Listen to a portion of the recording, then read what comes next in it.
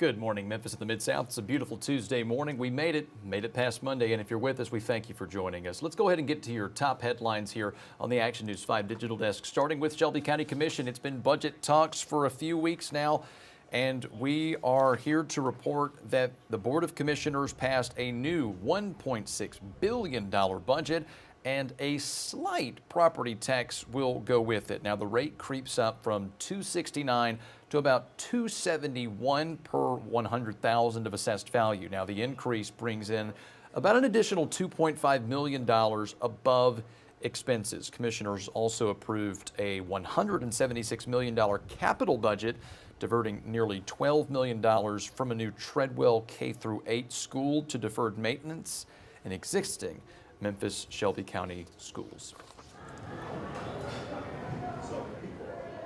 Yeah, that water's not supposed to be there, folks, but water line repairs are expected to start today at 201 Poplar. Shelby County Health Department ordered a closure after a water main break under the municipal courts caused flooding, leaving the building without running water, and as you can see, standing water, in some cases flood-like conditions. Now, the state requires running water in buildings, and the interim health director noted that there were some health risks, like people not being able to wash their hands or flush toilets. Yuck. The HVAC system also failed inside 201 Poplar, causing the temperatures to rise. Offices in the courtroom will likely not be open until later this week. Moment of silence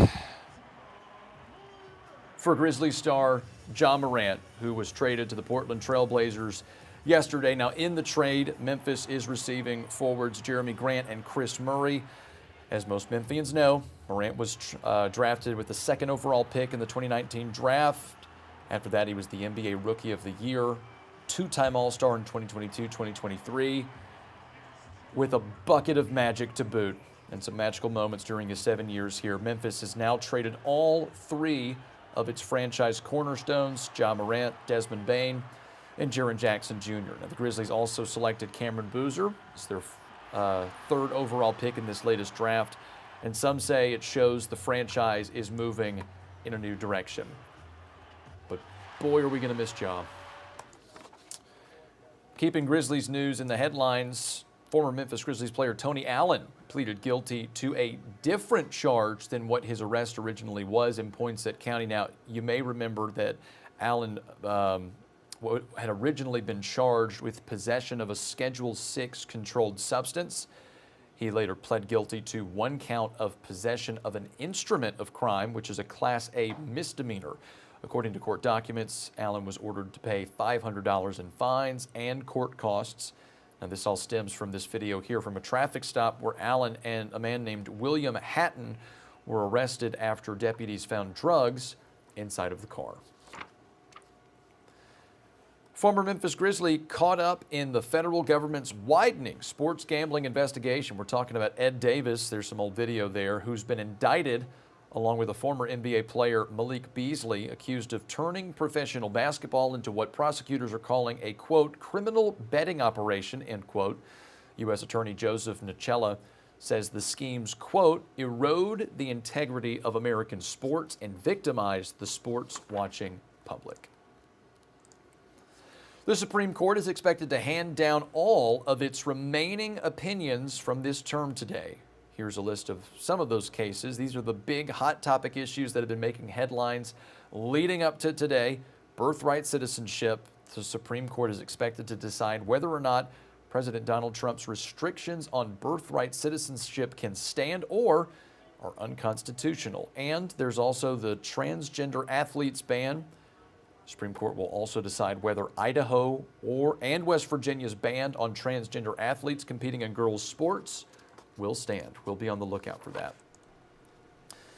Also, Supreme Court case involving Mississippi that was given an opinion yesterday. The justices ruled in favor of Mississippi, saying election officials can still count mail-in ballots that arrive up to 5 days after Election Day, but they must be postmarked before. Now, this is involving election integrity. Of federal Election Day statutes require ballots to be received by Election Day, in part because elections are run by the states and state law, not the federal government. Memphis police are investigating a shooting that ended with a man dead and another seriously hurt at Jesse Turner Park. Police were called to the park on South Bellevue just after 10:30 yesterday morning. Investigators believe it started as a robbery and both the victim and suspect were shot. One man died. The other is in critical condition. MPD did not say if the man who died was the victim or the shooter. So some unanswered questions there that we hope to provide some clarity on later today. To a story we brought you yesterday, police are searching for a man they say shot two people at a North Memphis nightclub. Officers say this stemmed back from Saturday morning, just after 5 a.m., where two people saw an argument in front of Wild Bill's Juke Joint. That's when a man began shooting and both people were shot. Both victims were transported to the hospital in non-critical condition. Now, the suspect is described as a man armed, wearing a white t-shirt and pants and black shoes. If you know anything about this location, the shooting around that time, you're asked to call Crime Stoppers. You can do it anonymously. That number is 901-528-CASH. To Brownsville now, where the Mid-South teen accused of killing a 17-year-old and hurting several others during a pre-prom shooting now has a public defender to represent him in court. Now, a Haywood County judge appointed the defender to Dequarius Lax after he appeared in court originally without an attorney. Prosecutors say Lax is accused of opening fire at a pre-prom gathering at Webbs Banks Park in Brownsville, which killed 17-year-old Satura Hayes and injured several others. He faces 22 charges and is pleaded not guilty. Over in Arkansas now, where the state is moving forward with a first-of-its-kind ban on buying candy and soda with SNAP, despite a federal judge striking down similar limits over other states last week. Now, Governor Sarah Huckabee Sanders says it's about fighting obesity, diabetes, and heart disease.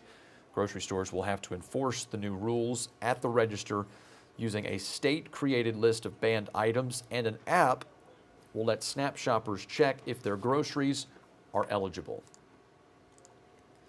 And I bet you were wondering what was going to happen to this place. It is just sitting vacant. The former property where IKEA's Cordova location once operated is now for sale. According to the listing, the former IKEA warehouse spans about 270,000 plus square feet and is in, quote, first-class condition after being built nearly 10 years ago in 2016. Sellers say the site could be used for commercial, warehouse, or mixed-use development.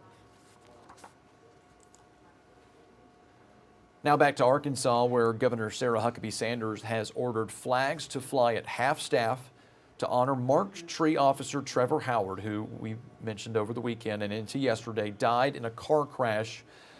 Investigators say Howard was killed just before 3 o'clock early Sunday morning at the intersection of Broadway and Nathan in Marked Tree, where his patrol truck was hit by a car that failed to stop at the stop sign. The 25-year-old had been with the department for just 2 months, but Marked Tree has just 7 full-time officers.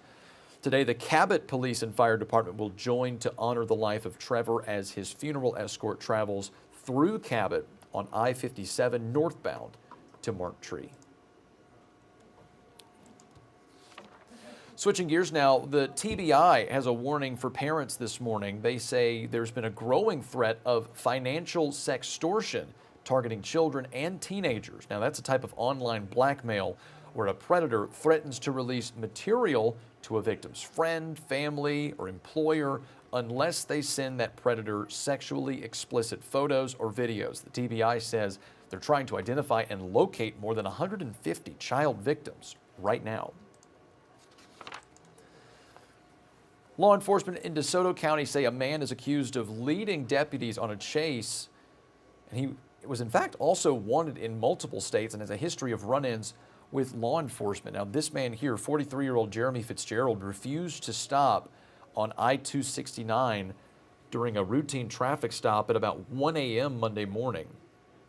After evading law enforcement, he allegedly rammed a patrol car before speeding north on I-55. Deputies say the chase ended when the vehicle stopped, but Fitzgerald still wouldn't get out of his car, so they used beanbag launchers to break the windows and take him into custody. Fitzgerald now faces several charges, including felony fleeing, careless driving, and assault on a police officer. Authorities say he has an outstanding warrant in both Memphis and Texas. Wrapping up your headlines now, Shelby County General Sessions Court Clerk Tammy Sawyer will appear in federal court this morning. You might remember Sawyer was indicted on federal charges that include conspiracy to commit fraud, money laundering, theft, and interstate racketeering. Sawyer allegedly converted $44,000 in public funds for her own use. If convicted, she could face up to 20 years in prison. Those are your headlines for you. Coming up, some national headlines as we get into Action News 5 at Digital Desk, plus a first look at weather. And coming up at 9:30, our guests, our regularly scheduled guests from the Memphis Botanic Garden, coming to tell us about some of the things that are in the queue as far as events that the public can participate in. More Action News 5 Digital Desk after the break. Stay with us, guys.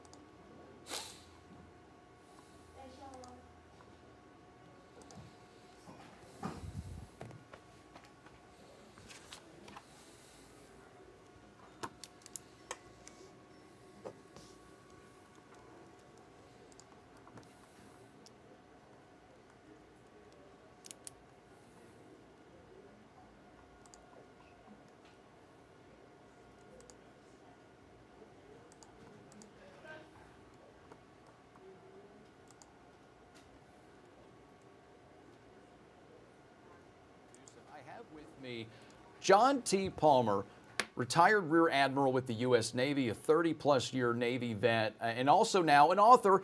And he has a very cool, perfectly timed Revolutionary War style book as we get ready to celebrate America's 250th birthday. It is George Washington's One-Man Army, the life, legend, and battles of Peter Francisco. So, Mr. Palmer, I'm going to go ahead and get this out of the way. I have two younger brothers. Both are history majors. Both love Revolutionary War, Civil War, and I've never heard of Peter Francisco. And so when I read up on this pitch that was made about your book that's been released, I was floored at how, again, mythological this guy seems compared to folks like George Washington, other founding fathers, and you make note of it. He is one of those more, he's not talked about as much as your run-of-the-mill founding fathers, American Revolution heroes. And so I first want to just give us the lay of the land on Peter Francisco. Who is this character in the American Revolution, and how are you made aware of him, and you know, to the point where you decided to write a book on him? So good morning. Let's get into Peter Francisco. Good morning. Thanks for having me. Well, Peter Francisco was born into European nobility to a family that was unfortunately in disfavor with the Portuguese court. So he was abducted by mariners from the Azores at the age of 4, and this is way back in 1765. Now, they sailed him across the Atlantic, and 1 month later, he was deposited on the docks in City Point, Virginia. Now it's called Hope Point, and this is about 25 miles southeast of Richmond. So speaking no English, all this 4-year-old boy could say was his name, Pedro Francisco. He was later indentured to Patrick Henry's uncle, where they changed his name to Peter, and he grew to a supersized 6'6" and 260 pounds by the age of 14. So he was arguably the largest man in North America as a young teen. Now, after hearing firsthand Patrick Henry's "Give me liberty or give me death" speech, he joined the Continental Army and became one of the most renowned enlisted soldiers of the Revolution. Young Francisco participated in some of the fiercest fighting, witnessed the greatest events, and met an astounding number of luminaries from early America, headlined by Generals George Washington, Nathaniel Greene, and the Marquis de Lafayette, with whom he formed a 5-decade friendship. Now, all told, Peter fought in at least 10 engagements. He received 6 gruesome wounds as he dispatched over 20 enemy soldiers, mostly by the bayonet and a 6-foot broadsword that was commissioned for him especially by none other than George Washington. So his feats of strength and courage at the time were legendary, as he's reputed to have carried a half-ton cannon from the battlefield at Camden.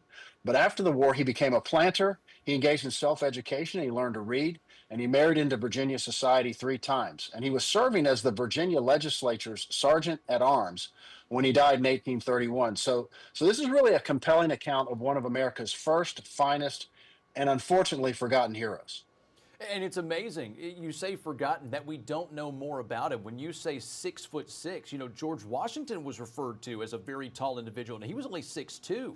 And so to have another man That's who true. was towering 4 inches taller than him, it's a wonder that we don't know more about this guy. And so you're talking about some guy who weathered quite literally some of the storms with George Washington. Valley Forge, Baron von Steuben. He was there for almost the entirety. I believe you mentioned he was injured shortly before the siege at Yorktown. He didn't necessarily get to participate in the siege, but was there for the British surrender. And so I want to know, how did you come upon this legend? Again, we don't talk about him enough. And so coming across him, you probably realized there wasn't a lot of work done on him, so that was probably your inspiration for writing this book. I want to go into your personal journey. How did you come across someone who is not talked about enough?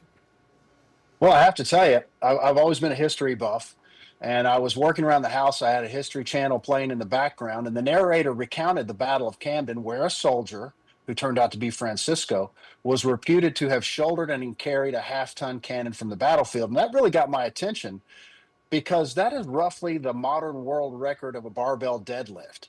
And so to place such a weight on one's shoulder was nearly unbelievable. So I conducted some passive research on Peter Francisco over time, and I settled on him later in life when I was seeking subjects for my second book as an author. And the words of the famous writer David McCullough, who wrote 1776 and John Adams, came to mind, where he advised aspiring authors to write something new, something that hasn't been written about before. So in my research, I found some small biographies that were important, but none that took his personal heroics and examined in detail the life of an indentured orphan, an 18th century blacksmith, a common revolutionary soldier, the generals in charge of the battles, the strategies, the wins, the losses, and the roads to upcoming engagements. So, One Man Army is not only a book about Francisco, but also the battles, the leaders, and in some cases, enlisted comrades of the Virginia giant in the field himself.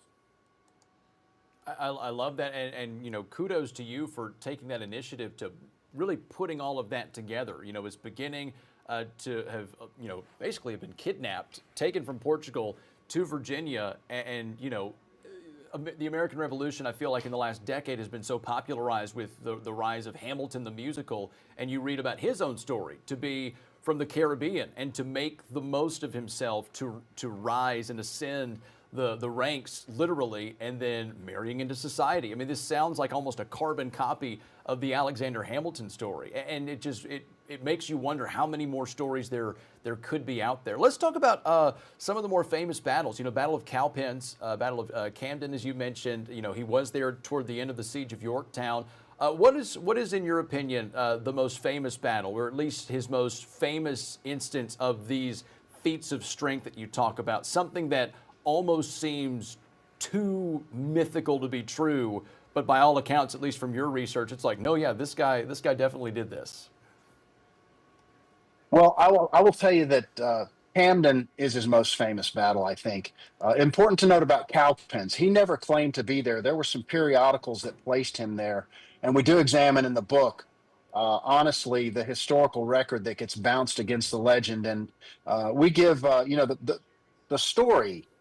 The chapter text of One Man Army tells the legend of Peter Francisco in all its glory. But in chapter postscripts, I do examine where some historians have called into question things like whether or not he sees the enemy colors at Stony Point, or the size of the cannon at Camden, and so on. And so in some cases, I call balls and strikes.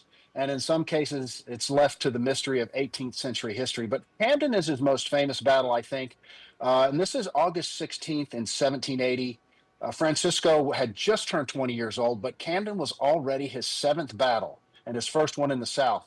Now, his enlistment had run out as a Continental soldier, so he re-volunteered as a Virginia militiaman and marched south.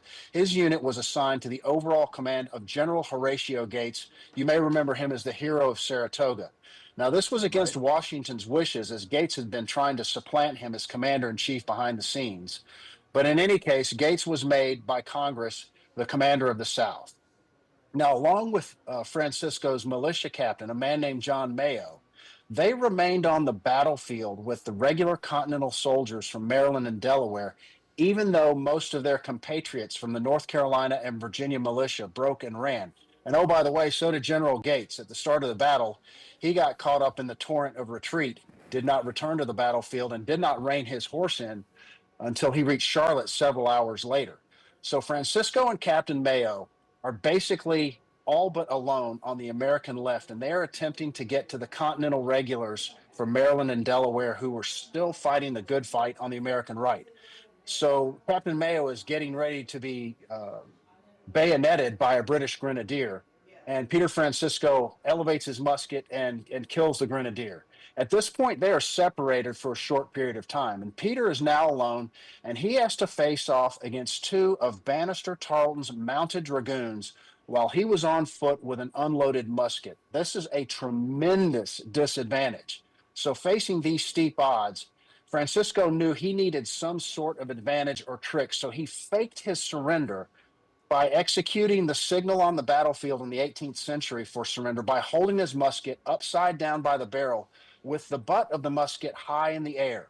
The first horseman approached to take him into custody, and when he was close enough, Francisco spun around and swung his musket like a lumberjack swings an axe, and he walloped the cavalryman in the head, knocking him unconscious and off his horse. The second dragoon was not going to be fooled. Was not going to be fooled. So he approached at the gallop with his saber flashing. Francisco spun his musket around and assumed a fighting stance. He parried the saber stroke and he skewered the second dragoon in the ribs with his bayonet. Then he elevated the impaled horseman out of his saddle, and like a farmer pitching hay, he tossed him over his shoulder to the turf. He then seized the dragoon's horse and his saber, and he began to look for Mayo. And he saw Mayo in the distance. He had been captured by two British soldiers, and there were a host of redcoats positioned between Francisco and Mayo. Now, it's important to note Peter Francisco was too big for a uniform, so he was dressed in plain Oh, wow. clothes, and often it was hard to determine, for which side he was fighting. So, ever clever, he used this to this advantage, and he passed through the line of British soldiers, purporting to be a loyalist horseman by shouting, How "Huzzah, me about that? brave boys, we've conquered the rebels." Yeah, it's exactly what he did. And they yielded him the road. He approached Mayo and the two British soldiers who had him captured, and the soldiers thought he was on their side. So he quickly put those soldiers to the sword, and he transferred the mount to Captain Mayo to make his escape to safety. And Mayo would later present a ceremonial sword and bequeath 100 acres in Kentucky to Francisco for his actions. But back to the battle. Francisco Yes. is continuing the fight on foot. He still wants to get to the Maryland soldiers. He spies a cannon that's about to fall into enemy hands. The horse that was pulling the cannon had been killed, and so he unhooks the cannon from his moorings. He spied a nearby wagon that he wanted to transfer the cannon to get it away from the British. And with immense strength, he stood the barrel of the cannon on end, vertical towards the sky. He then crouched down, placed his shoulder against the barrel, found the fulcrum, and elevated the enormous cannon on his shoulder. And step by step, he carried the half-ton cannon to a nearby wagon. Afterwards, he saw the battle was lost. He escaped the British by charging through a swamp with the soldiers from Maryland and Delaware in retreat. But this action was memorialized in 1975 by the U.S. Postal Service with an 18-cent stamp showing him carrying the cannon. So it really locked into the American psyche of the day, the Sure. superhuman heroism of Peter Francisco.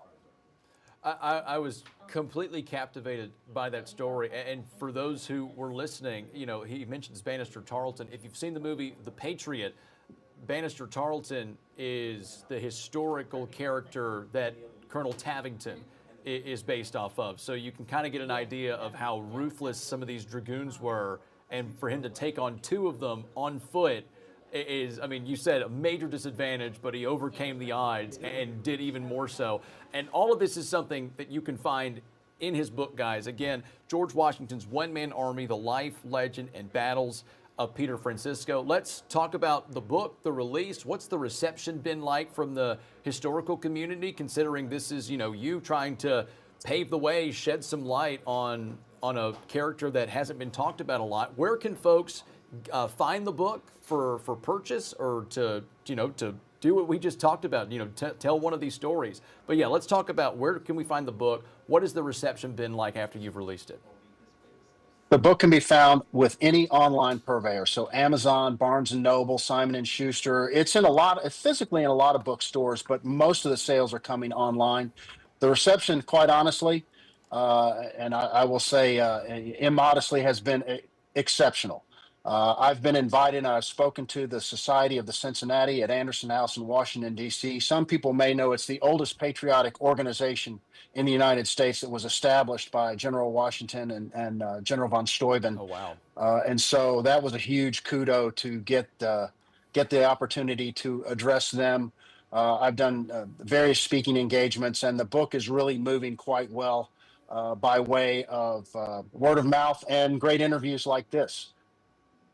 Oh, that's fantastic to hear. No, I'm certainly going to be purchasing a copy myself. This truly is a fantastical story. I can't wait for the movie to come out eventually. Fingers crossed for us. So, John T. Palmer, anything else you'd like to add on the book? As we get ready to celebrate America's 250th, we're reminded by characters like this, the spirit of what, led to that first year as a nation. And so how important is it to make sure that characters like this are remembered? You something piques your interest, and how important is it to tell that story so that when we look back on 250 years, we make sure that we give credit where credit is due?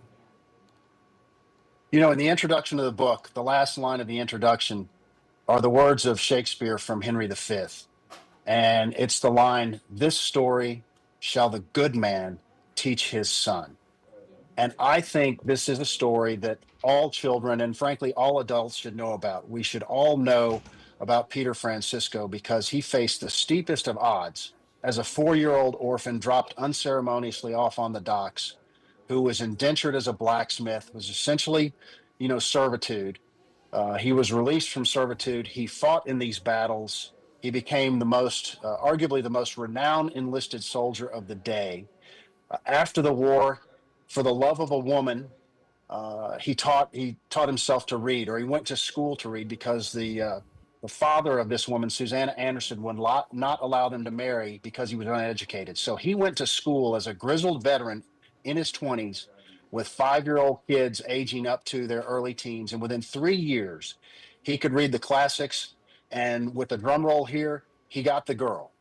And equally important is it allowed him, with his newly found literacy, to do pension requests. And he also had to get sworn oaths by fellow officers and fellow enlisted comrades that what he was claiming was true. And that's how we know what we know about Peter Francisco, is really through his pension requests and the attestations of the fellow soldiers that were fighting beside him in these battles. I don't think we could end it better than quoting Shakespeare and having a fairy tale ending where he gets the girl. So, John T. Palmer, thank you again for coming on, shedding light on your book. Best of luck as you make this tour with other interviews like this to shed more light on it, and we really appreciate your time.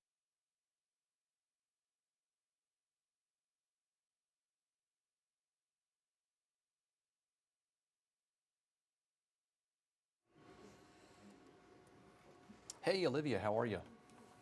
Good. How are you?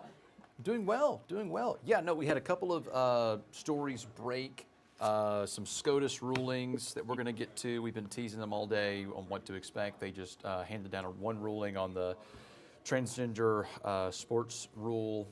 We got an update to a shooting here as well. So we'll do that, go to one more break, and then we'll come out to you. And so, yeah, Okay, great. I'm thinking perfect. Awesome.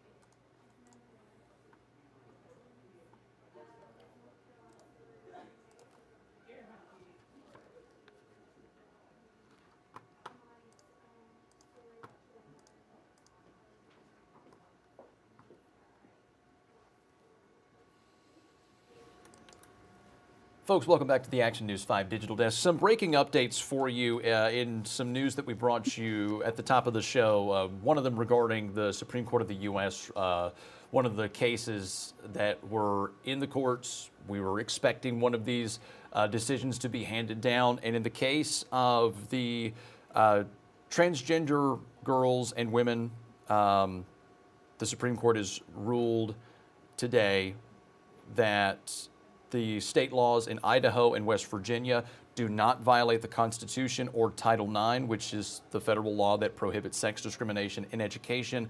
This decision is expected to affect similar laws in more than 24 Republican-led states. Now, the ruling leaves some unresolved lawsuits in states that allow transgender athletes to compete.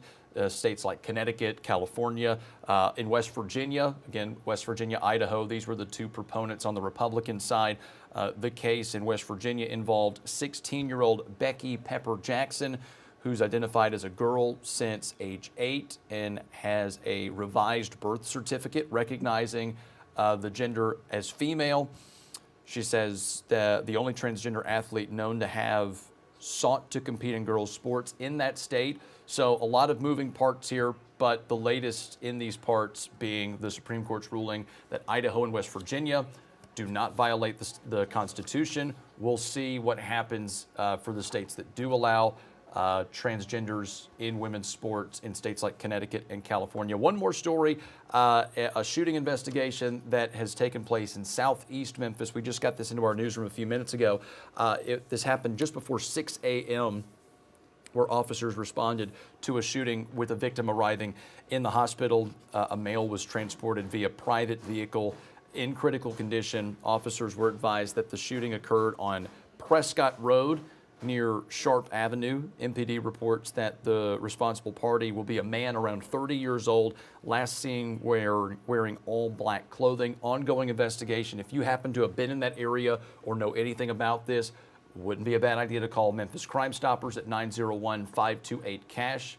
Those are the two updates we have for you guys. Coming up, we have a special guest from the Memphis Botanic Garden, Olivia Wall. She's the head of marketing and communications there to tell us about some of the upcoming events for the Memphis Botanic Gardens. There's some fun stuff to look forward to as we get into this 4th of July weekend and into the month of July. More Action News 5 Digital Desk when we come back. Stay with us.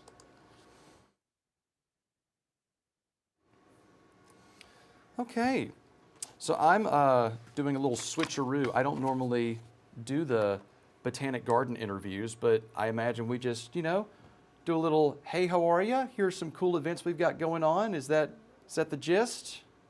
Yeah, that's great. Yeah, I was planning on talking about our Live at the Garden, but I can talk Awesome. about anything you want. I'm pretty good at being thrown at whatever you want to talk about. Love it. All right. No, I love Live at the Garden.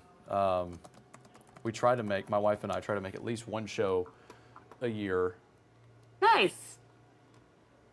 I know folks have been interested about the rescheduling for Alabama. Yeah.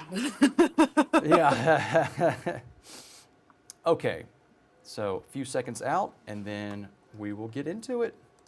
Great.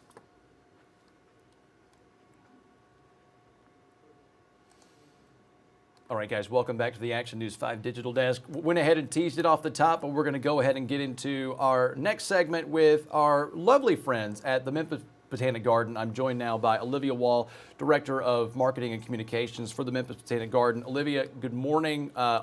Summer is the season of the garden, if you want to say, spring and summer. I mean, this is the time when events are up and running. Live at the Garden is in the queue. A lot of exciting things happening. So let's just, 30,000-foot view. We're getting into the month of July. What is it like right now at the garden with all of the events, with all of the concerts, everything that the public needs to know about just for this time? Sun gets hot, but the flowers are also beautiful. So is the garden. Good morning. Good morning. How are you? I'm doing well, yeah. Yeah, doing as good. you said, summer has hit us finally. And so it is warm, but we also have lush acres of flowers all over. This is when the garden really thrives. And we have 30 specialty gardens to explore. But you can take the little ones in the morning. We have some splash areas to cool down at. We also have lots of wonderful shade gardens, so you can take a leisurely walk and just sit a spell on a bench in the shade. Because we do know those Memphis heat and humidity can be extreme. But besides that, we do have some really awesome events coming up. You mentioned Light of the Garden as our signature concert series in the summer, which we're super excited about. Little Big Town's coming July 16th, which is going to be now our new official kickoff for the season after the unfortunate postponement of Alabama last month. But we could not be more thrilled that Alabama has rescheduled to September 3rd. And so that is something to look forward to this summer. No, I think that's a great thing to note, and we've been pushing it in our shows that, unfortunately, rain is good for flowers, but not good for concerts. And so, fortunately, we were able to reschedule later in September. I think that's going to be great, especially for fans of Alabama. I myself, personal fan of Little Big Town. And so, you talk about, there truly is something going on. I've got the list in front of me. There truly is something for all ages, for kids, for your young adult crowd, for those sip and strolls. Then there's plenty of stuff for your flower enthusiasts of all ages. July is a jam-packed month. Yeah, I feel like there's always something going on at the garden. And July, like you said, we have something for everybody, whether you want to come with the little ones for Mud Pie Mondays or you want to have some cocktails while you leisurely stroll the garden at one of our sip and strolls. We've got an upcoming planter party, a flower happy hour, which is flower arranging. We do have every July our signature art auction, which is super fun, and it's indoors or online from the comfort of your home, and that's incognito. And the fun twist on that is that it's over 100 pieces of work from Mid-South artists who all donate their art to help benefit the garden, but all the art is unsigned. So you bid on what you generally love to look at, not who the artist is. And that is a super fun event, and it's an online auction. And so that goes live July 21st, all culminating in a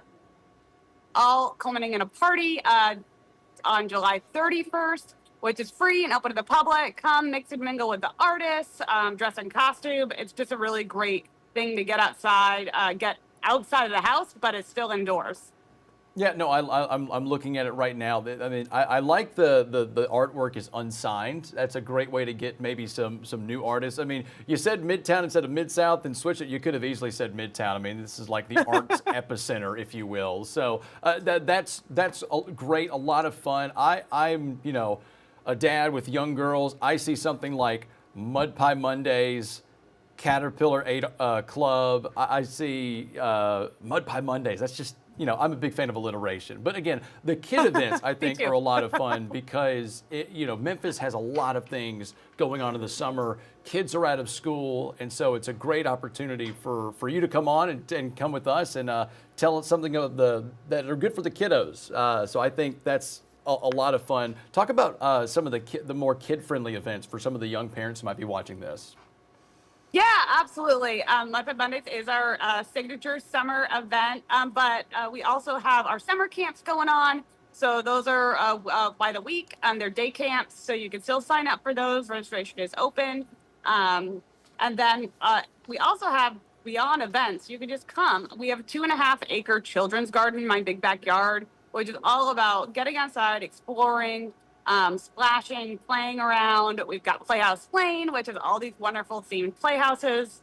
And then coming in August, mark your calendar, August 8th, we have our My Big Backyard Jam session, which is going to be in my big backyard, family-friendly music from local musicians, and it's the grand opening of our brand new Playhouse Fun Studios, which is a super fun music-themed concept that is inspired by Sun Studio.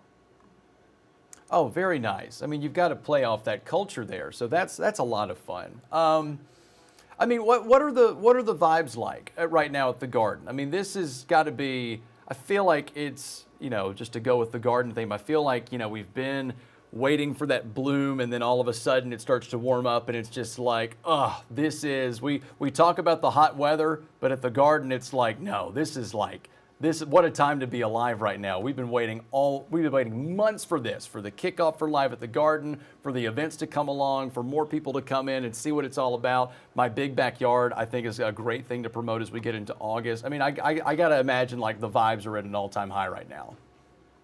Oh, absolutely. I mean, obviously it is hot, it is humid, but it's a great place for a leisurely stroll. You know, we're in the center of Memphis, so we're pretty easily accessible to everybody. We've got a lot of wooded areas, a lot of shade, as I mentioned earlier. So, you know, come early, come in the morning. We open at 9 every day if you're a little worried about that heat. But, you know, it's worth coming in. We have our indoor art exhibits that are up, so you can always just come and stroll our visitor center. If you just want to get out of the house for just a little bit and see what we have going on.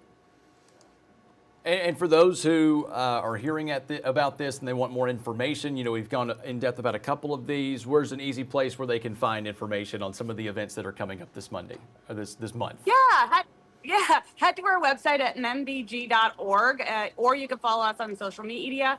We try to keep everything up to date on there as well. Head to our website or check us out on social media. You can see everything that's going on at the garden.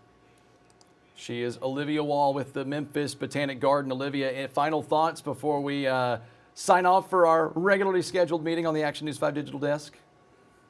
Thank you so much for having me. This has been wonderful as always. And please, Memphis, come on out. We are your garden, so come enjoy this beautiful community space in the heart of the city.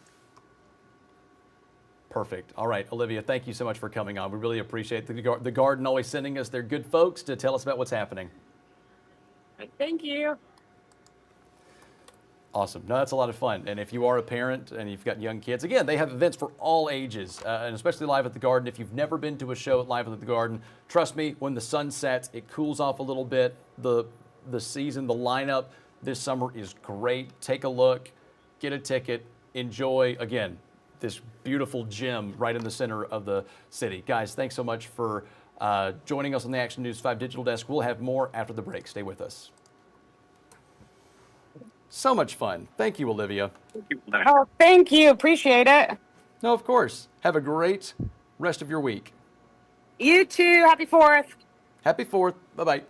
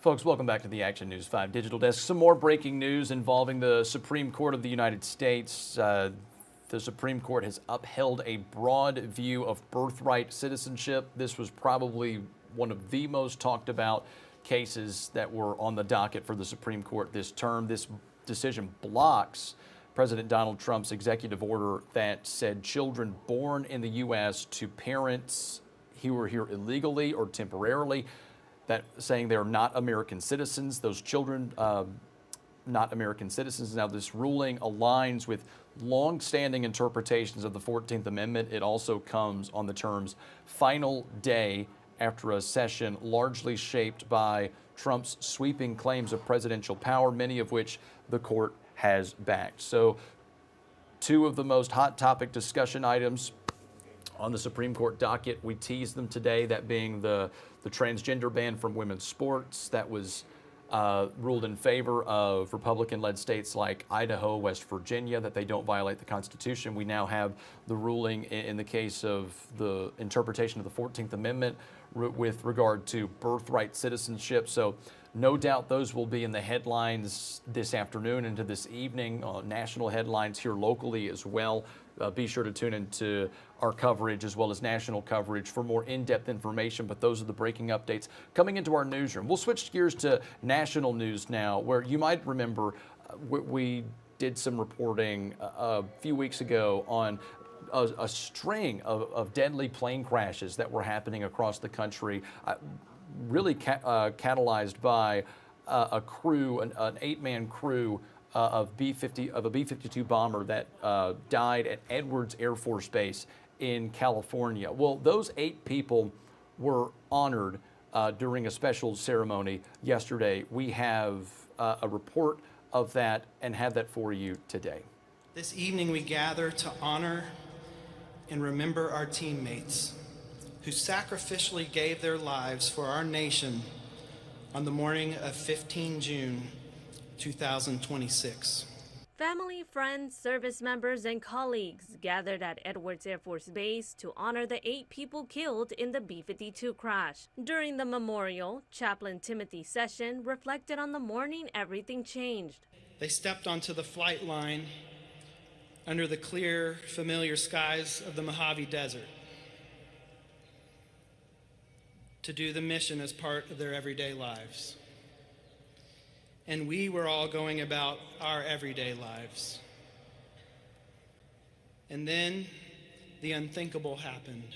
Shortly after taking off from Edwards Air Force Base, the U.S. Air Force B-52 Stratofortress crashed during a routine test mission. All 8 people on board, a mix of military government civilians and government contractors, were killed. No words that can explain a loss this profound. No words that can make sense of something that simply does not make sense. During the ceremony, a moment of silence was shared as family members placed floral wreaths beside the portraits of their loved ones. One by one, the names of the 8 people killed were read out loud. Colonel Gregory Watson, Lieutenant Colonel Gabriel Estrella, Retired Lieutenant Colonel Miles Middleton, Major Alexander Davis, Major Robert D., Major Brad Hovey, Jeremy Smith, and Christopher Richard. As their names echoed through the ceremony, officials reminded those in attendance they were far more than their titles or ranks. They weren't just names on a roster. They were fathers, husbands, mentors, and friends who brought light, laughter, and love to those around them. For Chaplain Session, the loss was also personal. He shared that one of the men killed was his neighbor, and that the tragedy made him realize how easy it is to assume there will always be more time to get to know the people around us. We simply assume there'll be more time for that. Now, to honor their memory, he plans to live his life differently. To honor their memory, I need to be a better neighbor, a better husband, a better father, a better friend, a better chaplain. The ceremony concluded with a military flyover, a final tribute to the 8 people remembered at Edwards Air Force Base.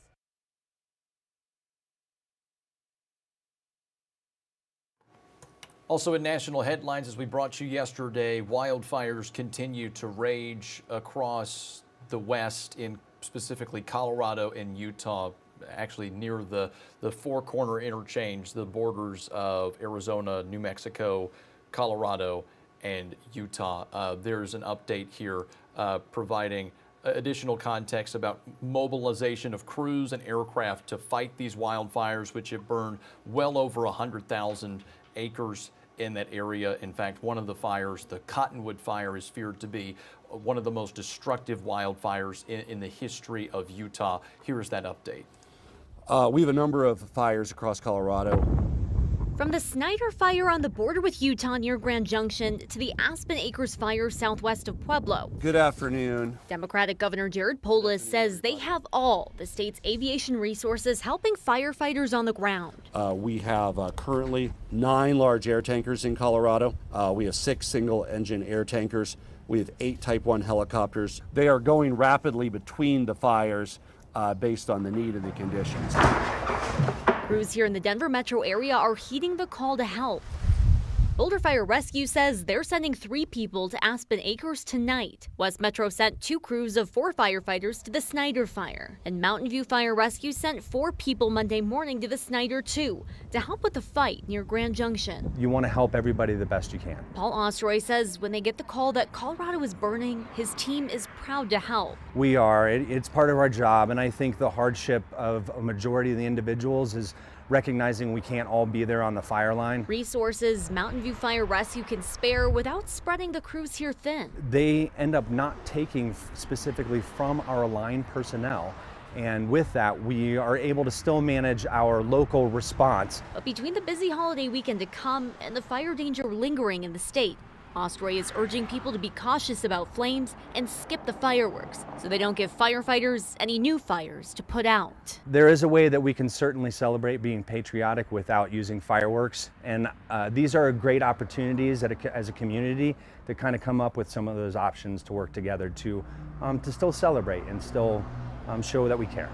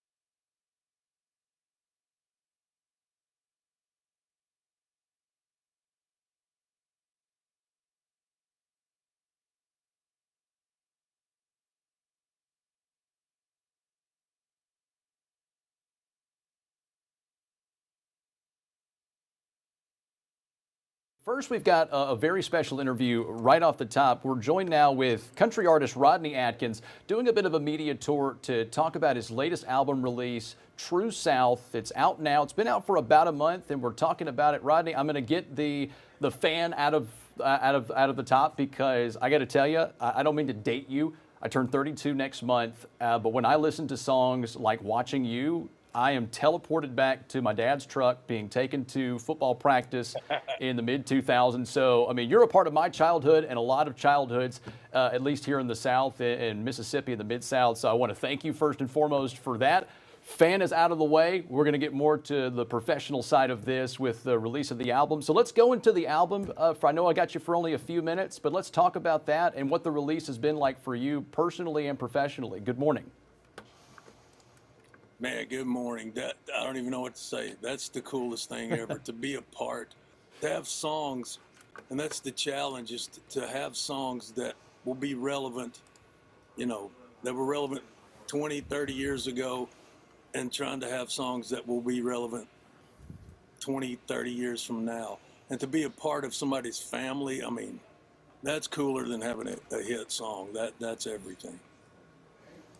No, really and truly, there are a few songs that, at least for me personally, it's a smell or a sound or a sight that transports you back. Watching You is just one of those songs. So when people say, I've never heard of Rodney Atkins, I'm like, yes, you have. Let me play Watching You, and then you're suddenly transported back. So talking about the album, there's some recreations you've done. We can go right into Watching You 2.0, where you performed this particular track on the album with your son. What was that like for you to kind of have that full circle moment where, I mean, you're singing about parenthood, and I've got 2 kids of my own. I've got a third on the way, a son. So a lot of this stuff is hitting me as a young dad. The lyrics hitting you about how your kids are watching you, and for you to perform that with your son, going on 20 years later. What was that like for you as an artist and a dad? Yeah, it was crazy. I was shy growing up. He's that way. I didn't think he had any interest in wanting to sing. And my wife, she just sweet talked him and convinced him. I think she made him his favorite chicken casserole, and got him to, it was a TikTok. She said, just sing one chorus, just one chorus. And he did, and it was 12, 13 million views later. She said, okay, boys, you got to do the whole song. And, you know, as that thing came together, he's a good singer. And it's kind of the way the song was always meant to be, the kids singing the choruses. And I kind of like this version even better. But yet, Watching You 2.0 is on this new album, this new True South album. We've got to perform it together a couple times too. At the Ryman last year, we played at Nissan Stadium. It's pretty surreal for him to be coming out singing that song with me. No, it's awesome. So back to the album. You know, it's all encompassing of, you know, your many years in the industry. You've got one particular track on there, The Years Are Short. It's just a lot of what I'm getting, just like I said, as a young dad, is the embodiment of parenthood, growing up with your roots in the rural South. You know, take us to that inspiration. You know, what, you know, for country artists who are like you, who've got decades under their belt, what still keeps you motivated to push out music like this, drawing from this inspiration? You know, I'm saying about the same thing. I can remember going back when I was doing the Going Through Hell album, where the original Watching You was. I was drawn to songs about life, like Watching You, If You're Going Through Hell, and These Are My People, and Cleaning This Gun. And it was songs about life. And I kept being encouraged by some of the folks at the record label. I needed to sing more love songs. Got to sing the love songs. And I was just drawn to live songs, and the label really got on board and supported me trying to have a career on those kind of songs. And that's what this is. There's a couple of personal, I guess you could say they're love songs, or kind of life love songs on the new record. But I say I'm singing about friends, family, and the good Lord. That's what I've always tried to sing about. And this album is really about that. And I think relatable to folks just trying to raise their family and, you know, do the best that they can. No, I love it. A lot of that stuff resonates with the, you know, the core country music audience. I got just one last question. It's just final thoughts. You know, as we're a month into this album release, you know, what has some of the feedback been from your fans, your community, to hear some of the old with a new twist on it, kind of like, you know, been Watching You 2.0, but also some of the new stuff that you've added? You know, what's that been like as you've kind of been on this tour? It's been amazing. I've been pleasantly surprised. Reviews in the past of my past albums, I had to learn to have some thick skin because there were some brutal reviews. This has been really cool, man. People are telling me, mostly what I've heard is this is their favorite album that I've ever done. So I'm so stoked about that, to be at this place now. And you know, I took my time making this record because I wanted to have something special, and it's been amazing. And we're getting to play these songs out live now, so it's a lot of fun. Awesome. Well, True South is out, folks. It launched May 29th. It's been out on your favorite streaming channels. You can listen to some of that old stuff with a new twist, some of the new stuff from Rodney Atkins right here from the Action News 5 Digital Desk. Rodney, thanks so much for coming on. Really appreciate you, and best of luck with the duration of this album release. Thank you, Barker. Appreciate you, man. That means the world. You made my day.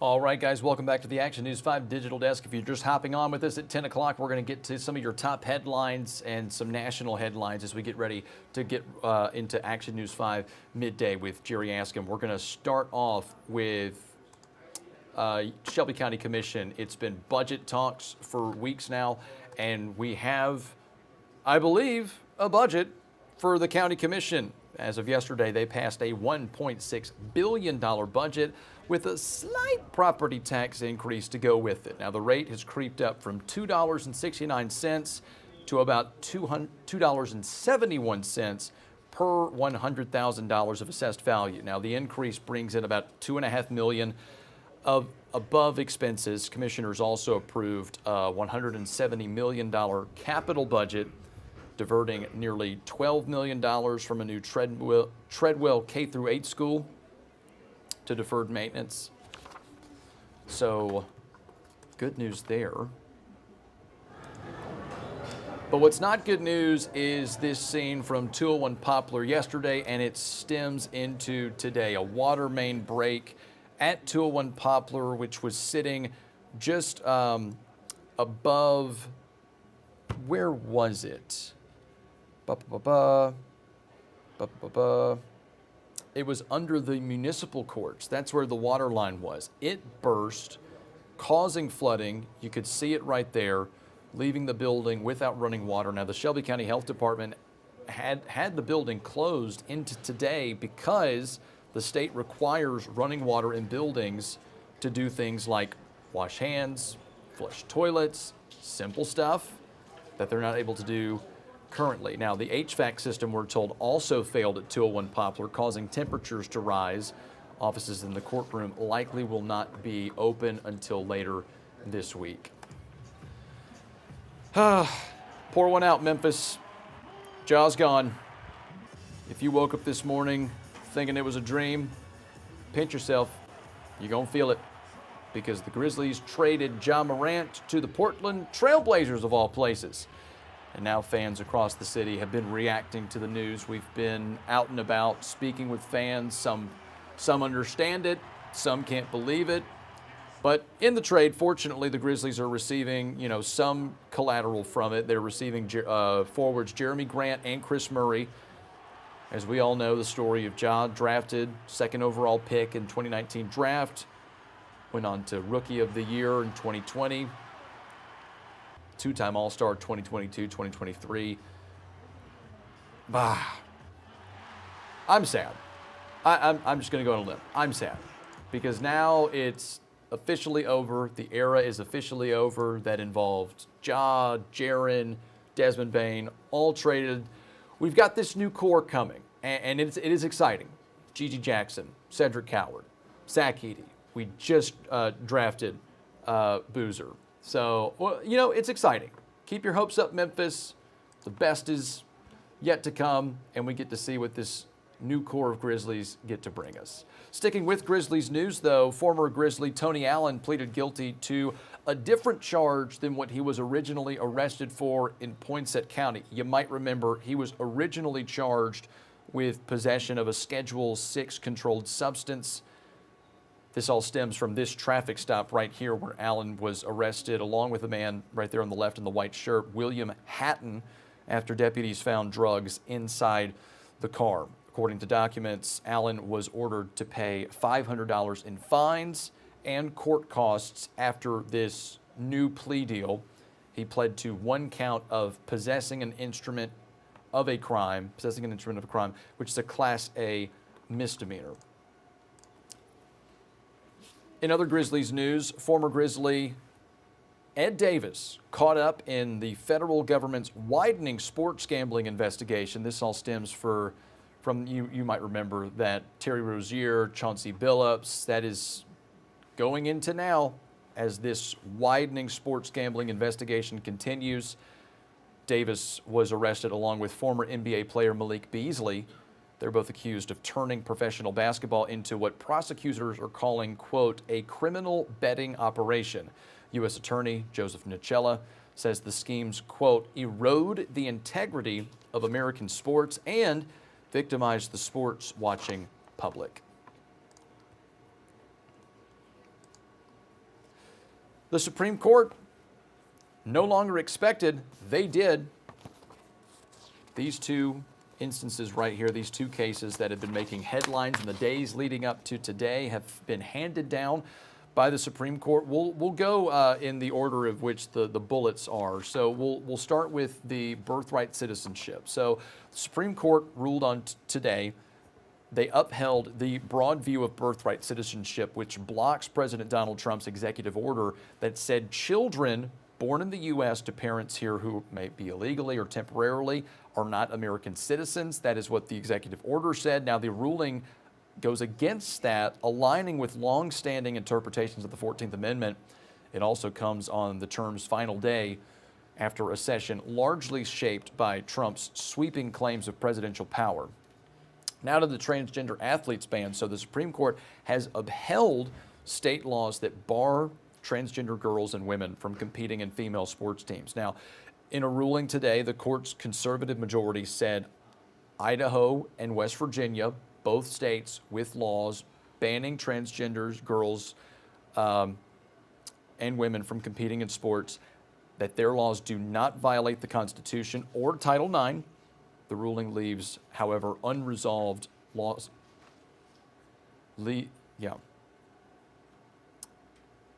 Reading this in real time, folks, because this is just coming into our newsroom. There's appear to be some outstanding lawsuits in states that do allow transgender athletes. Connecticut, California are two of those. So there might be some loose ends needed to be tied when it comes to the ban of transgender girls and women from sports. So we'll continue to follow that.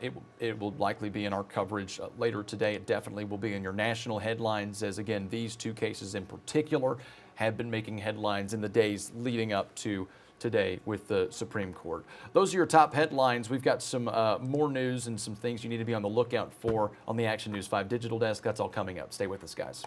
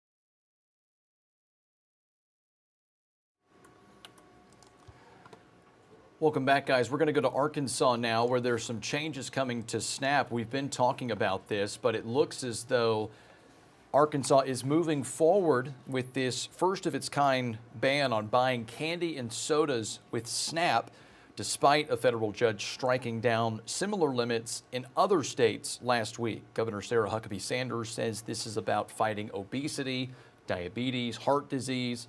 Grocery stores will have to enforce the new rules at the register using a state-created list of banned items, and an app will let shoppers check if their groceries are eligible. Well, if you're in the market for a 270,000 square foot building that used to have IKEA, I've got information for you. The property is now listed for sale. According to the listing, it is in, quote, first-class condition, end quote, after being built nearly 10 years ago. Sellers say the site could be used for commercial, warehouse, or mixed-use redevelopment. I'm curious as to how much it is. I wonder if I could find that real quick. While I do that, we're going to talk about something to be on the lookout for. If you go into Arkansas, you're probably going to notice that flags are flying at half-staff. That is for this man here, Officer Trevor Howard of Marked Tree Police. That was ordered by Sarah Huckabee Sanders, the governor there, to fly the flags at half-staff. Now, if you're just now learning about this, over the weekend, Officer Trevor Howard was killed early Sunday morning in Marked Tree at the intersection of Broadway and Nathan, a fatal car accident when his patrol truck was hit by a car that failed to stop at a stop sign, causing his truck to overturn. He was just 25 years old. He'd only been with the department for 2 months, but the police chief there says the hole that he leaves is going to be felt Mark Tree has only 7 full-time officers, a few part-time officers. Today, the Cabot, Arkansas Police and Fire Department will join to honor the life of Officer Trevor as his funeral escort will travel through Cabot on Interstate 57 northbound to Mark Tree. And parents, be aware, because the TBI is warning that there's been a growing threat of financial sextortion targeting children and teens. Now, this is a type of online blackmail where a predator threatens to release material to a friend's family, friend, or employer unless they send that predator sexually explicit photos or videos. According to TBI, they're trying to identify and locate more than 150 child victims right now. And today, Shelby County General Sessions Court Clerk Tammy Sawyer will appear in federal court this morning. Sawyer, you might remember, was indicted on federal charges that include conspiracy to commit wire fraud, money laundering, theft, and interstate racketeering. She allegedly converted $44,000 in public funds for her own use. If convicted, she could face up to 20 years in prison. More Action News 5 Digital Desk after the break with a first look at your weather forecast if you're just joining us at 10 o'clock. Stay with us, guys.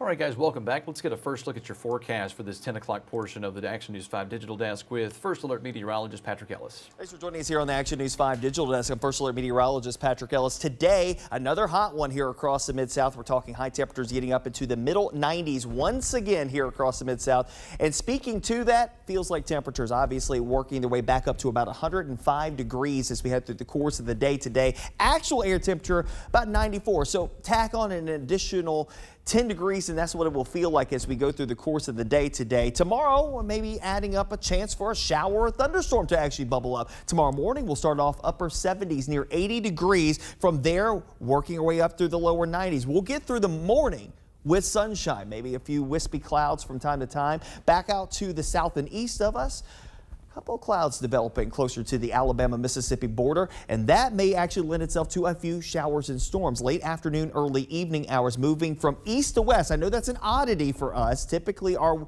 shower and thunderstorm activity moves from west to east, but it's because we're on the western flank of this ridge of high pressure.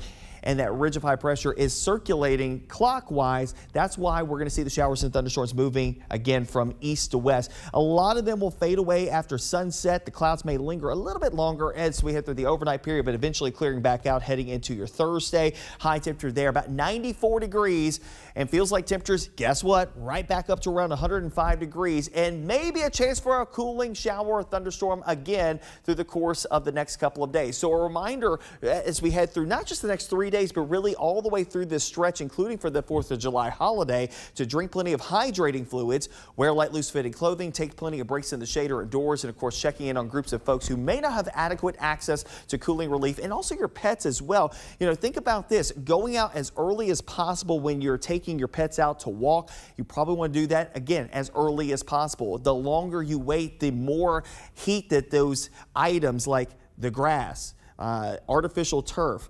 concrete, asphalt. They absorb that heat and make it almost impossible to really walk out there without having some type of protection. And for your pets, those pads on their paws definitely can get burned and could be a problem very quickly. Also, the heat fatigue to you, because we are having a hard time to actually recover. One of those things of recovery that we have to look at is overnight low temperatures, middle to upper 70s, and a lot of spots, a couple spots near 80 degrees. It'll be hard for temperatures to drop down, your body to regulate. So again, the heat fatigue is pretty extreme, and it also correlates with sleep quality because the temperatures aren't able to drop off pretty quickly during the overnight period. Your house is taking a lot longer to actually regulate its temperature as well. It's a rough go of things when it comes down to your sleep quality. So it all correlates back together when it comes down to your impacts moving forward. And unfortunately, it's just an accumulation each and every day. Taking us into the week. And of course, some opportunities for a shower or thunderstorm. I think mainly east of I-55 with a spotty downpour or two. 4th of July coming up on Saturday. The heat's still on, mid-90s, and still a chance for a shower or thunderstorm to bubble up throughout the course of the day. Feels like temperatures yet again around 105 degrees. We get closer to early next week and a frontal boundary approaches the region. That might be able to eke out a couple of more showers and storms that will take us into the latter portion of next week. Of course, with highs closer to average in the lower 90s and a mixture of clouds and sunshine. We'll probably keep a chance for rain in the forecast after tomorrow all the way through that extended forecast, but more of that typical up and down variety of shower and thunderstorm activity, mainly in the afternoons and early evenings, fading away. Do the whole process over again with a mixture of sunshine and clouds on the other side of the day.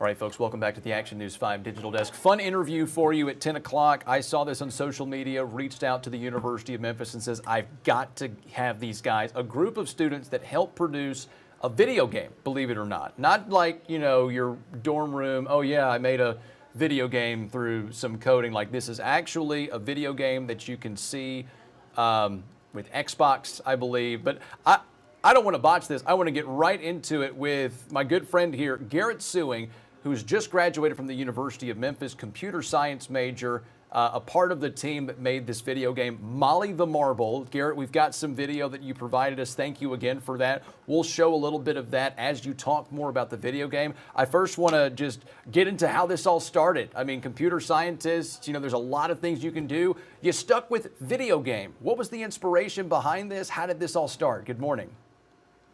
Good morning. It started when I was young. I'm a really big fan of video games, and I'm a really fan of the joy that it brings me. So I was hoping that I could bring that joy to other people by making games that I enjoy playing, that they would enjoy to play. And that's always been my inspiration going forward, just to, you know, make people happy with what I could produce.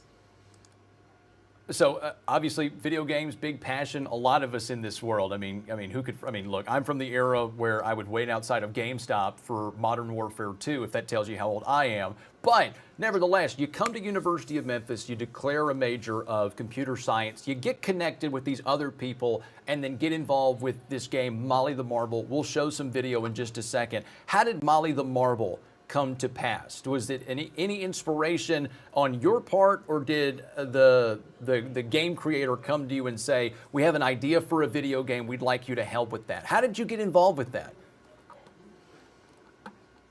Molly the Marble was one of the capstone projects that we were presented in our capstone class, which you need to graduate. and it was brought to us in a functional state, like they had the groundwork laid out. And what we did was put polish on it. So we did the camera movements, we did the sound effects, we did a bit of lighting, a bit of texturing. We put in some commands. So we just helped the four of us split up and helped the team in all aspects of developing this video game. We're showing video of it right now. I mean, this looks like something I would get for someone I'm trying to introduce to video games. You know, you don't start out with your Call of Duties or your Assassin's Creed. Like, you would start with something like this, something that looks very kid-friendly, something that's interactive. You develop those fine motor skills. Was the idea to have something that was geared toward a certain demographic?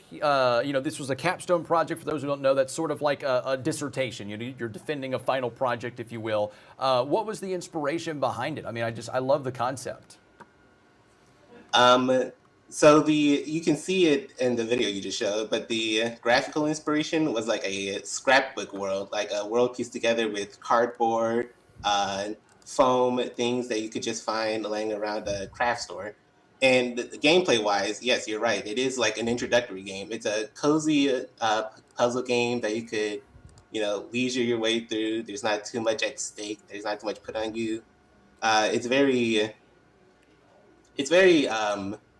forgiving in its design because we want to capitalize fun above all else.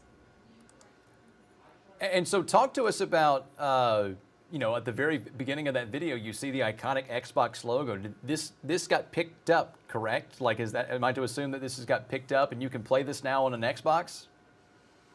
Not currently. It will be coming out early next year, I believe. But it will be on Xbox as well as PlayStation and Nintendo Switch. Fantastic. Be advised. Was that a surprise to you? This is something, hey, computer scientists, this is a senior project. Let's do something that is forgiving in its design. Was it in the cards or on the bingo card that this was going to get picked up by a major game console company?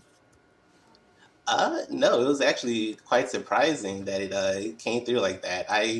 We put a lot of work in, me, the team, everyone else, and it's great to see that it paid off with interest from these really developed companies that you grow up idolizing. So it was a very nice surprise.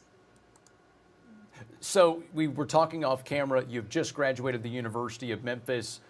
Plans are in the making. You're in that perfect age, 22, 23. What am I supposed to do with my life now after college? I was there myself. What are we thinking? After this instance, this surprise of Xbox, PlayStation picking up Molly the Marble, is that influencing you to go into video game creation? Or do you have other passions that you're wanting to explore with your degree? Because, this has got to be an indicator. This could be the start of something. What's on your mind? Video game creation is very hopeful. That was kind of the ballpark I was in before, but this is definitely solidified that my skills are worthy of the industry that I'm striving for. So this influences a refocus on that. So I will, really be trying to put myself out there, applying to more game companies, see if I can pick up a full-time position at any of those. You said it right there. An indication of your content being worthy is that it gets picked up by Xbox and PlayStation. One more time, Garrett, tell folks, if anyone saw this, if it's a parent who's wanting to introduce something safe, something introductory to their kids, and maybe they looked at this design and thought, wow, that looks like something I would get for my kid. Where will they be able to find it? When will it be released? Tell us one more time. I do not know the tentative release date. It will be released early next year at the latest. This is findable on PlayStation Store, on the Xbox Store, on the Nintendo Switch Store, and it will also be on Steam on PC. I forgot to mention that earlier. But any digital store where you buy games, it'll be available. Big Steam guy myself. In my older age, when I've got kids, I actually sold my Xbox, but I still get on Steam, so that's good to know. All right, I'm appreciative of that. Garrett Suing, recent graduate of University of Memphis, computer science major. Congratulations on that getting picked up. Very fun to see how It's one of those introductory moments, you know, how a senior capstone project became a launch for Xbox, PlayStation, Steam, places where you can buy your games. Congratulations on your success with that, and best of luck to whatever it is you decide to do. Hopefully it's still gaming. We appreciate you coming on the Digital Desk and telling us your story.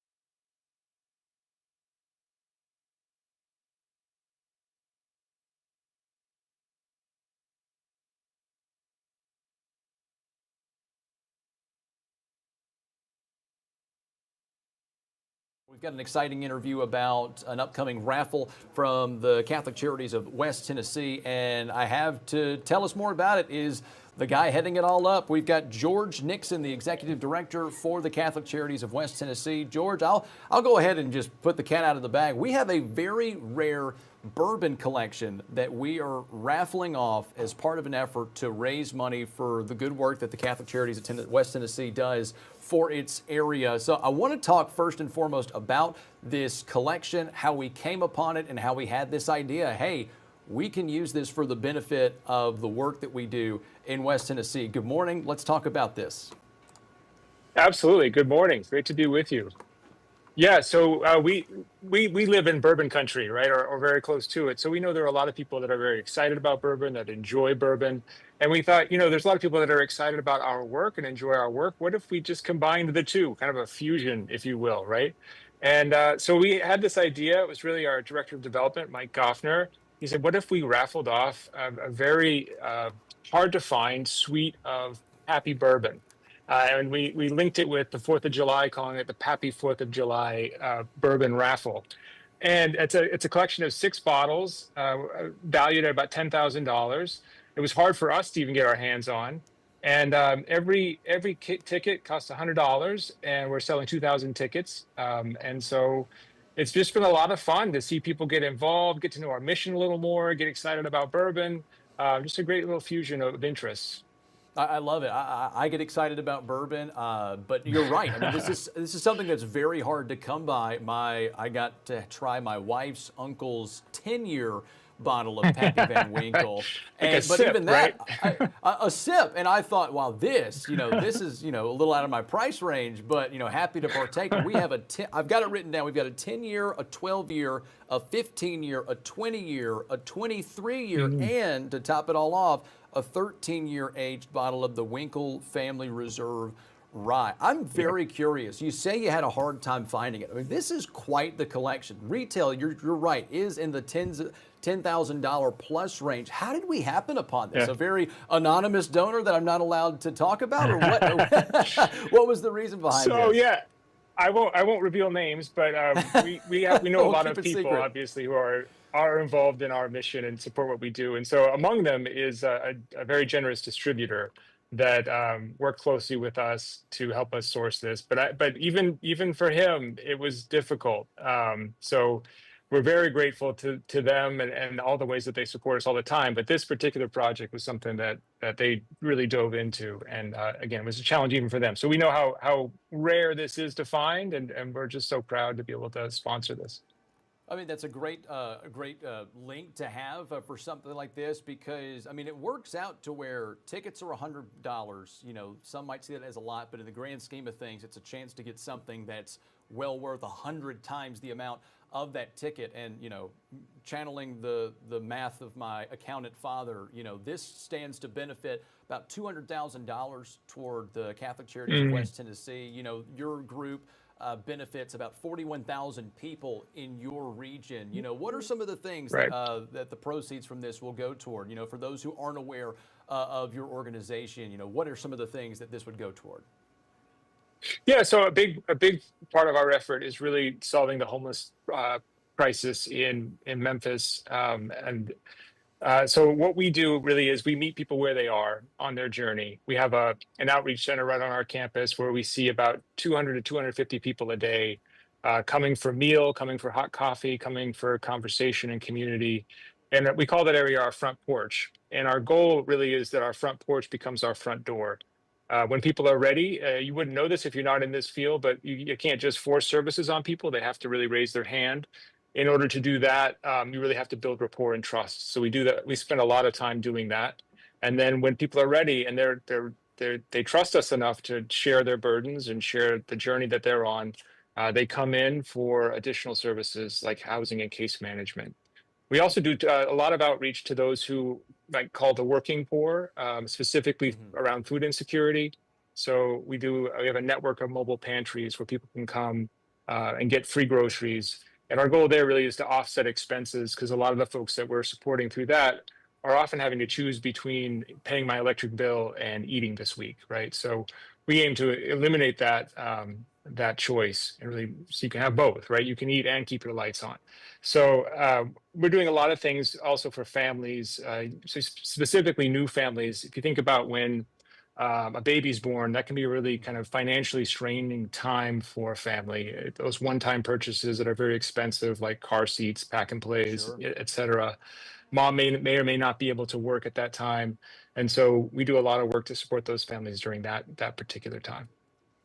I love it. A noble cause, and, you know, like you said, kind of a fun way to do it. So I'm going to throw up the information on where folks can find the ticket information, where they can purchase it online. Let's get to the drawing. So 4th of July, 2 o'clock, we're going to be doing a drawing. How can folks tune in? Is this an in-person drawing? Will it be live streamed to YouTube or social? Tell folks how we can find out who wins, and then I'll throw up the information as you say it.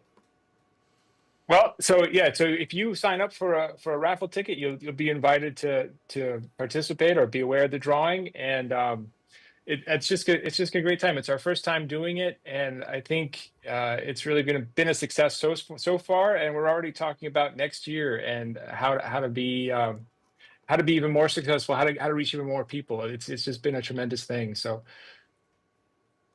No, I love it. And so for those who look at this, they hear about, you know, some of the work that you do here in and around Memphis, but maybe they're not into bourbon, but they still want to participate. You know, what are some other events that we've got throughout the year that Catholic Charities of West Tennessee does for fundraising efforts, and let folks know how they can get involved?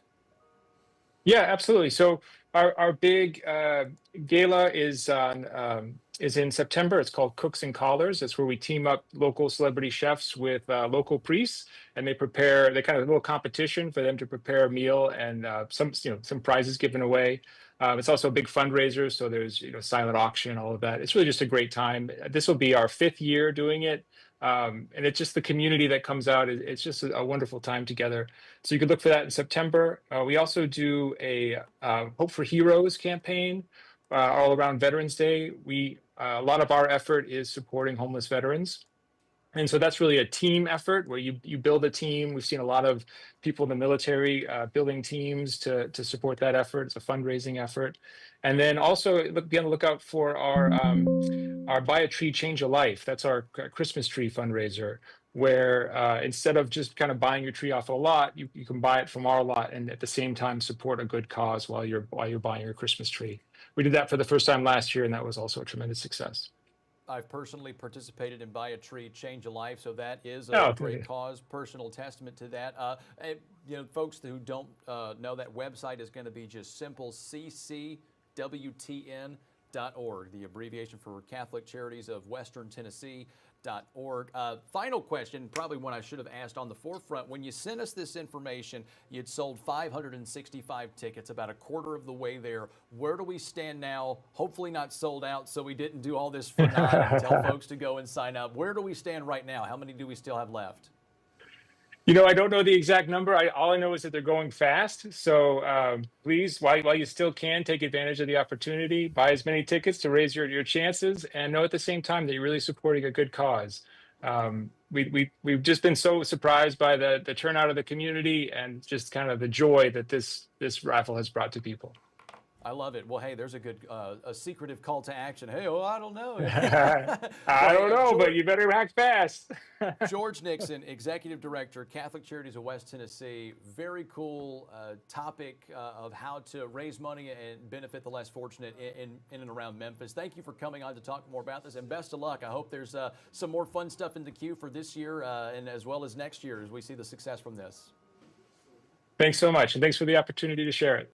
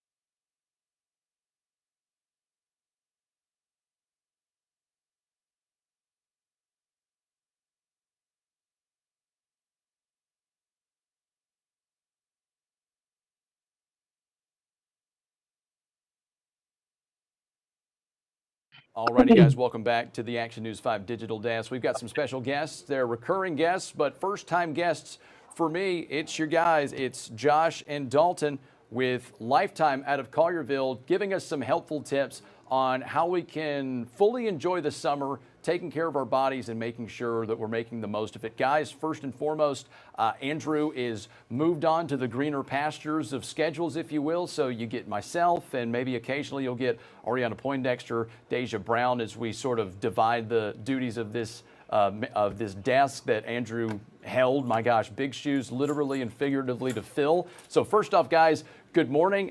Give us a quick rundown about the summertime. You know, kids are getting out of school. With that extra devotion to, you know, having to take care of the kids, for adults even, it's hard to keep to those routines that you might have been accustomed to during the school year. So what's always something that you see that's just indicative of the summer and an easy reminder to give folks on how they can continue their health journey during these warmer months? Good morning. Good morning. We've got a few things we want to talk about. We know with the summertime, scheduling can be weird for people. So there's a few simple things that we want to go over. One of them we'd like to talk about is focusing on increasing your protein intake. This alone is going to be a big difference to helping with digestion, energy levels, sustainable energy throughout the day. Typically, we'd say 30 grams of protein per meal is a great goal to have. A pretty simple way to follow that is usually about a serving size that's about the size of your palm is going to be around 30 grams of protein there. Right, and the protein intake, very important, but you know, there's a lot of people who are going to the pool, and as a guy who swam D2 swimming, you feel like you're in the water, you're cooled off, you might not feel as dehydrated as your body actually is. For those who are out cutting the grass, for those who are playing sports outside, hydration is such an important thing, but also like being able to navigate electrolytes and actual retention of fluid and making sure you're properly hydrated. And so let's talk just first and foremost. I said kind of off camera, some of this feels like very duh advice, but it's so important to stick to it, because if you don't, it can have impacts on your health in a negative way. So let's go into hydration real quick. What are the things that you see this summer, and what's your go-to advice for folks in the summer when it comes to hydration? So yeah, hydration is a key part of health and fitness, especially during these hot times. Water important. My suggestion is try to get some water, drink water every hour, or give or take, try to go through about a bottle. But something that can help with hydration is that electrolyte replenishment, like you said. Liquid IVs, stuff like that. In fact, we have our own product called Hydrate here at Lifetime. It's electrolytes. You can add that to your water. About 1, maybe 2 bottles of that a day is going to help replenish those electrolytes, help you keep that fluid retention in, and really feel like you're hydrated throughout the rest of the summer. I love it. And another thing that I don't think we fully appreciate is sleep routine, but in the sense of the wind down method. Me personally, I get off the clock, because I come into work for the morning show at 3 a.m. I get off the clock around noon, but my email is still active because I'm lumped into all of these email chains for stuff happening throughout the day. I don't want to be behind the ball, so I start scrolling through my emails before I go to bed, and I think, I can cut off my phone, I can cut off my brain, I can go to sleep. I regret it every single time, but I do it every single time without fail. So talk about wind down routines, especially in this world where folks, the phone is an appendage of their own body. And so being able to shut that off with enough time to give your brain enough time to properly go into a sleep cycle. Talk about the importance of that and how to and what are some easy steps that someone can start to implement a wind down routine? Not just in one fell swoop, but gradual changes to where we can get into a healthier habit as we get ready for bed. Sleep is super crucial for your health and wellness, your mind and your body. So a good way to focus on preparing for a good night's sleep is to mitigate the use of your cell phone, reducing your blue light intake from screens. You can utilize some other things like reading, getting involved in some stretching, yoga. If you were to have a planner or something, if you're checking emails, maybe using a notebook as a planner to prep for your next day would be a good alternative to help you get enough sleep so that you have the energy and focus for the following day. Simple advice. I wish I could implement it, and I will eventually. We'll get there, guys. But folks, this is the kind of expertise you get with Lifetime. Talk about some of the opportunities and the expertise that you offer for members, anyone who might be in the area interested in taking you up. What are some ways that they can get access to Lifetime and really gauge that expertise from a one-on-one perspective from folks like you? Yeah, so here at Lifetime, we're obviously a pretty local hub, but we do offer, tours, complimentary sessions here and there at Lifetime. Feel free to ever stop on by. We're over here on Houston Levy and Poplar, if you know that locally. Ask for a tour, maybe ask to meet one of the trainers as they take you around the club and see if you got any questions. Feel free to shoot it our way. Fantastic. It is Josh DiGaetano and Dalton Mabry with Lifetime in Collierville. Simple, easy steps, protein intake, focusing on your hydration, and making sure that you get your sleep routine right. Simple fixes for how we can enjoy our summer. Guys, thanks for always coming on, offering those health advice. We'll see you next time. Of course. It's a pleasure.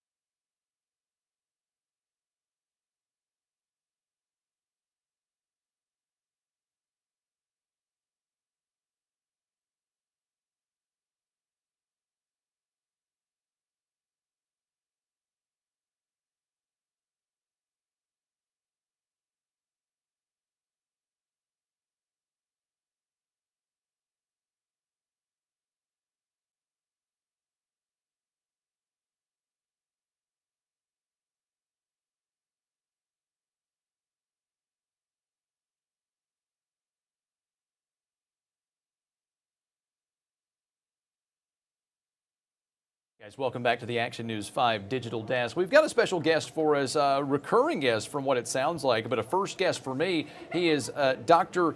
Carl Flynn, who is joining us, an ophthalmologist of 30 years. And he's actually the one who reached out to us because, again, like I just told him off camera, it's one of these things that you don't think about this time of year as we get to the 4th of July holiday, and that's proper eye safety precautions when it comes to fireworks. So we'll kind of speak in generalities at first and foremost, kind of lay the groundwork for us, sir. But I mean, you've got 30 years of experience and you've probably seen your fair share of it around this time of year. So good morning, first and foremost. What do people need to know in terms of eye safety as we get closer to the 4th of July holiday?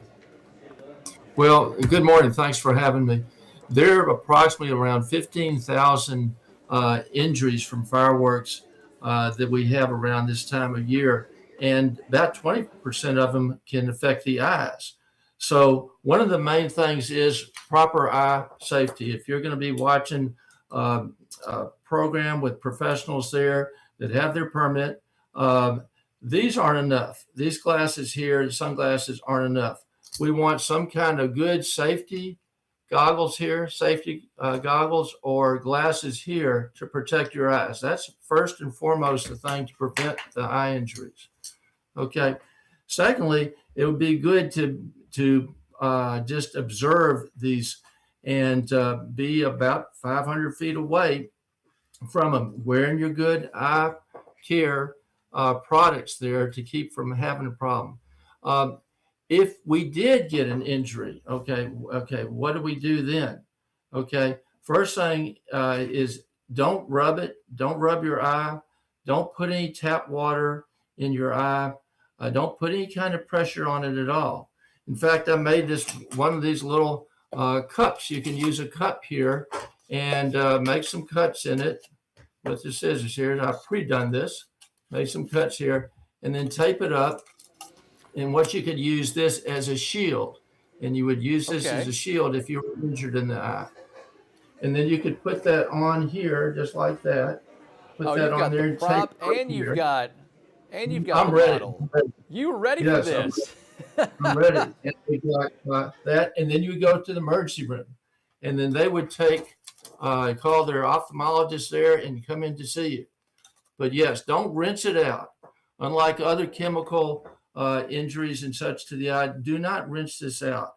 But put this protective cup over or whatever you can find, but don't put any pressure on the eye itself. You put the cup around on the orbital bone there and tape it there. And that shield doming over the eye will protect it until you get to the emergency room. Got it. And, you know, I know your expertise is pediatric ophthalmology, so you work a lot with kids, but I think of, you know, just last summer, we had an NFL player, Jason Pierre-Paul. He lost a finger to a firework injury, and I think that got a lot of headlines in terms of fireworks safety. And so, you know, this is not just relegated to the kids. Like, this is also to the adults too, that you can never be too careful, especially when it comes to an eye.